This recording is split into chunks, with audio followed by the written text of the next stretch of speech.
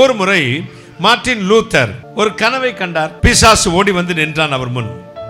ஒரு பெரிய புத்தக சுருளை கொண்டு வந்து நீட்டினான். என்ன என்று பார்த்தார். இவர் செய்த இயேசு கிறிஸ்துவை அறிவதற்கு முன் செய்த அத்தனை பாவங்களும் எழுந்தது. இவ்வளவு பெரிய பாவத்தை செய்தவன், இவ்வளவு தீவினைகளை செய்தவன், எவ்வளவு தீமையை செய்தவன், நீ எல்லாம் ஊழியம் செய்யலாமா என்று சொன்னான். எத்தனை பாவங்கள் செய்திருக்கிறாய் பார்த்தாய். படித்து பார்த்தார். இவர் செய்த பாவங்கள் எல்லாம் உண்மையா இருந்தது. அப்படியே படித்து பார்த்தார்.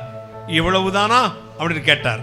இல்லை, இன்னும் வைத்திருக்கிறேன். இன்னும் ஒரு புத்தக சொல்லை கொண்டு வந்தார், கொடுத்தார். அதை வாங்கினார்.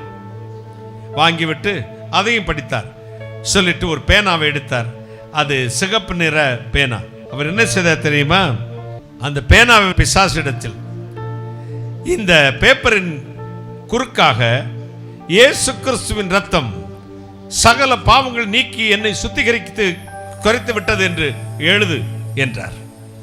அதை கேட்ட உடனே அவன் அந்த இடத்தில் அமலும் அப்படி பட்டென்று மறைந்து போய்விட்டான். சாத்தான் குற்றப்படுத்துவான், சோர்வுக்குள்ளாக்குவான். இனிமேல் உன்னால் ஒன்று முடியாது, அதோடு முடிந்தது, உன் பிள்ளைகள் அழிந்தார்கள், உன் சொத்து அழிந்தது, உன்னுடைய பலவீனம், நீ மரித்து போவாய் என்று சொல்லுவான். அப்பொழுதுதான் நம்ம சொல்லணும், என்னை பலப்படுத்துகிற கிறிஸ்துவினாலே எல்லாவற்றையும் செய்ய எனக்கு பலன் இருக்கிறது. காய்களை தட்டி அவன் வெட்கப்பட்டு போவான். எத்தனையோ பேர்கள் பிள்ளைகளுக்காக ஜெபித்துக் கொண்டிருப்பீர்கள். எத்தனையோ அம்மாமார்கள் தன் பிள்ளைகள் ரட்சிக்கப்பட வேண்டும் என்று ஜெபித்துக் கொண்டிருப்பீர்கள். எத்தனையோ பெற்றோர்கள் ஆசீர்வாதத்துக்காக ஜெபிப்பீர்கள். எத்தனையோ வியாபாரிகள் தங்கள் வியாபாரங்கள் எல்லாம் நஷ்டமடைந்து விட்டதே என்று ஜெபிப்பீர்கள். பிசாசு சொல்வான், முடிந்து விட்டாய், இனி உன்னால் எழும்பவே முடியாது என்று. நீங்கள் சொல்லுங்கள், எல்லாம் முடியும். எப்படி? என்னை பலப்படுத்த கிறிஸ்துவினாலே எல்லாவற்றையும் செய்ய எனக்கு பலன் இருக்கிறது. கழுகுக்கு சமானமாய் என் வயதை வாழ வயது போல ஆக்குவார்.